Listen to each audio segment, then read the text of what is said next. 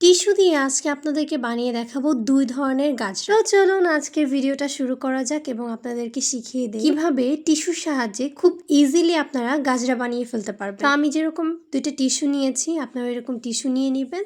দেন আমি এটার মধ্যে একটা কাট করে নিচ্ছি। তারপর আমি এটাকে ভাঁজ করে আমি ঠিক আরেকটা কাট করে নিব লম্বালম্বি ভাবে। এরপর টিস্যুটাকে আমি ভাঁজ করে নিব। ভাঁজ করে নেওয়ার পর আমি টিস্যুটাকে যেভাবে কেটে নিচ্ছি কুচি কুচি করে, আপনারা ওরকম ভাবে কেটে নেবেন। আমি ২টা সাইডে একটু মোটা করে কাট রেখে নিচ্ছি এবং কাটিং করার পর আমি এটাকে একটু রাউন্ড শেপে দিয়ে নিব, যাতে একটু পাতার মতো বা ফুলের মতো একটা শেপ চলে আসে। চারকোনা রাখলে কিন্তু ভালো লাগবে না, তাই আমি যেরকম ভাবে দিচ্ছি আপনারা ঠিক ওরকম ভাবে কাটটা করে নিবেন। এরপর টিস্যুগুলোকে আলাদা করে নিতে হবে। টিস্যুর মধ্যে কিন্তু ২টা করে পার্ট থাকে, তাই অনেকগুলো টিস্যু বের হয়ে আসবে। আর আপনারা দেখবেন যে একদম পাতলা পাতলা টিস্যুর পেপারগুলো বের হয়ে আসছে। এরপরে আমাদের যেটা করতে হবে সেটা হচ্ছে আমরা একটা সুই সুতা নিয়ে এটাকে জাস্ট গেঁথে নিব। আমি যেভাবে সেলাই করে দিচ্ছি ওইভাবে একটার পর একটা রাউন্ড করে আপনারা জাস্ট গেঁথে নেবেন।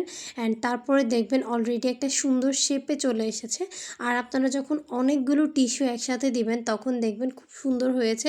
অ্যান্ড এত সুন্দর একটা গাজরা হয়ে গিয়েছে, আপনাদের মনেই হবে না যে এই গাজরাটা আমি টিস্যু দিয়ে বানিয়েছি। তো আপনাদেরকে তো একটা ইজি পদ্ধতি শিখিয়ে দিলাম, তো চলেন এখন আরেকটা পদ্ধতিতে দেখিয়ে দিই কিভাবে আপনারা গাজরা বানান। তো এই প্রসেসটার জন্য আপনাদের আমি যেভাবে টিস্যু কেটে দেখাচ্ছি ওইভাবে চারকোনা করে আপনারা টিস্যু প্রথমে কেটে নেবেন। তারপরে আরেকটা সাইডে রাখবেন একটু লম্বা টাইপের টিস্যু। এটাকে আমি যেভাবে মুড়িয়ে নিচ্ছি গোল গোল শেপে নিয়ে আসছি, আপনারা ঠিক ওইভাবে গোল গোল শেপে করে নিয়ে আসবেন। আমি প্রথমে গোল গোল করে নিয়েছি, এরপর আমি এটাতে একটা ফিনিশিং আনবো। তো ভিডিওর মাঝখানে বলে দিই, যারা আমার ভিডিওগুলো দেখেন পছন্দ করেন অবশ্যই আমার পেজে লাইক করে দিবেন, ফলো করে দিবেন এবং নতুন নতুন ভিডিও পেতে আমার পেজের সাথেই থাকতে হবে। তো দেখেন আমি এখানে কি সুন্দর একটা শেপে নিয়ে আসলাম গাজরাগুলোকে। আমি জাস্ট মুড়িয়ে নিচের সাইডটাতে পেঁচিয়ে দিব। আর আপনারা দেখতেই পাচ্ছেন এটাতে একটা গাজরার অলরেডি ফিনিশিং চলে এসেছে। এরপর আমরা এরকম ফুলগুলো বানিয়ে নিব। এই ফুলগুলো বানানোর পর আমি নিয়ে নিয়েছি একটা কালার বক্স। এখান থেকে আমি হোয়াইট কালার আর গ্রিন কালার রংটা নিয়ে নিয়েছি।